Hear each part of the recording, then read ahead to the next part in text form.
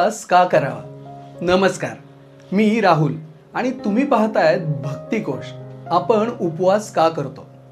आपण उपवास करतो, पण कधी विचार केलाय का की उपवास का करावा किंवा हा उपवास का केला जातो? फक्त देवाला खुश करण्यासाठी आहे का? उपवास केल्याने खरंच काही फायदा होतो का? आणि उपवास म्हणजे फक्त न खाणं आहे का? बरं, याबद्दल विज्ञान नेमकं काय सांगतात आणि आजची जी जनरेशन आहे त्या नवीन जनरेशनने उपवास करावा का किंवा का करावा? आज आपण या सगळ्या प्रश्नांची उत्तरं शोधणार आहेत. तर सुरुवातीला बघूयात की उपवास म्हणजे नेमकं काय. उपवास करण्याचं मुख्य उद्दिष्ट केवळ शरीर उपाशी ठेवणं नसून मनाच्या शुद्धीसाठी आणि शिस्तीसाठी असतं. आत्मसंयम म्हणजे सेल्फ कंट्रोल. उपवासामुळे आपण आपल्या इंद्रियांवर, विशेषतः जिभेवर नियंत्रण मिळवण्यासाठी शिकतो. ही मनावर ताबा मिळवण्याची पहिली पायरी आहे, फर्स्ट स्टेप. त्यानंतर येतं शुद्धीकरण म्हणजे डिटॉक्सिफिकेशन. शारीरिक दृष्ट्या यामुळे आपल्या पचन संस्थेला विश्रांती मिळते आणि आध्यात्मिक दृष्ट्या उपवास म्हणजे मनातले वाईट विचार बाहेर काढून ईश्वराच्या जवळ जाणे. एकाग्रता, कॉन्सन्ट्रेशन ज्याला आपण म्हणतो. आपलं पोट हलकं असेल तर ध्यान आणि नामस्मरण करताना मन जास्त एकाग्र होतं, कारण जड जेवण आळस निर्माण करतं, जो भक्तीमध्ये अडथळा ठरतो. त्यानंतर येते कृतज्ञता. उपवास केल्यामुळे अन्नाचं महत्त्व समजतं आणि निसर्गाप्रती आपली कृतज्ञता वाढते.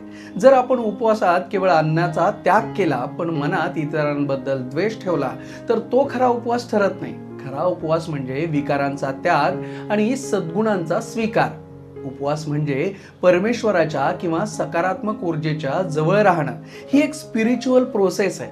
आपल्या सनातन धर्मामध्ये एकादशी, सोमवार, शनिवार असे अनेक उपवास केले जातात. बरं, हे का आणि कशासाठी? तर आधी सांगितल्याप्रमाणे आपल्या शरीराला, पचन संस्थेला आराम देण्यासाठी आणि आपलं मन शुद्ध ठेवण्यासाठी, शुद्ध करण्यासाठी, देवाशी असलेलं कनेक्शन वाढवण्यासाठी. उपवासाने शरीर आणि आपलं मन ह्या दोन्ही गोष्टी शुद्ध होतात. शुद्ध होण्यासाठी मदत होते. सायन्स कनेक्शन काय बरं यामागे? तर उपवासाबद्दल सायन्स काय सांगतं, विज्ञान काय सांगतं? उपवास केल्याने आपली बॉडी डिटॉक्स होते, डायजेशन सिस्टीमला रेस्ट मिळतो, विश्रांती मिळते, फॅट बर्निंग सुरू होतं, आपली रोगप्रतिकारक शक्ती म्हणजेच इम्युनिटी पॉवर इम्प्रूव्ह होते आणि अगदी आजच्या भाषेत यालाच इंटरमिटेंट फास्टिंग म्हणतात. आता जाणून घेऊया उपवासाचे मानसिक फायदे. उपवास केल्यामुळे विल पॉवर वाढते, सेल्फ कंट्रोल वाढतो, फोकस जो आपण नेहमी कुठल्या ना कुठल्या गोष्टीवर ठेवतो त्या कामावरचा आपला फोकस इम्प्रूव्ह होतो. उपवास आपल्याला मनावर कंट्रोल ठेवायला शिकवतो, कारण यामध्ये आपण भूक लागलेली असेल तरीही जिभेवर ताबा ठेवायला शिकतो. आणि कोणतीही गोष्ट करायची असेल तर आधी मानसिक तयारी असेल तरच ती आपल्या हातून घडू शकते.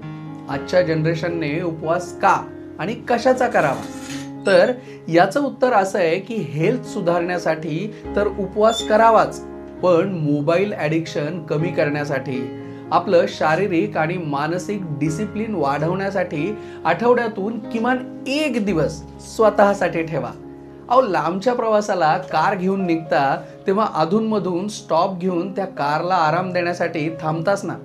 मग तुमच्या स्वतःच्या शरीराला आणि मनात चालणाऱ्या सततच्या विचारांनाही आराम देण्यासाठी उपवास करायला काय हरकत आहे? झालाच तर फायदाच होईल. एक संत होते, ते नेहमी उपवास करत असायचे. कोणीतरी त्यांना विचारलं की तुम्ही इतके उपवास का करता बुवा?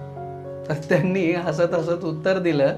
ते म्हणाले, मी अन्नापासून दूर राहत नाही, पण मी माझ्या वाईट सवयींपासून दूर राहतो. हेच खऱ्या उपवासाचं रहस्य आहे. उपवासाचेही वेगवेगळे प्रकार आहेत. तुम्ही बघता आपल्या आसपास सुद्धा कोणी उपवास करत असेल तर त्यावेळेस फक्त फलाहार करतात, म्हणजे फलाहाराचा उपवास.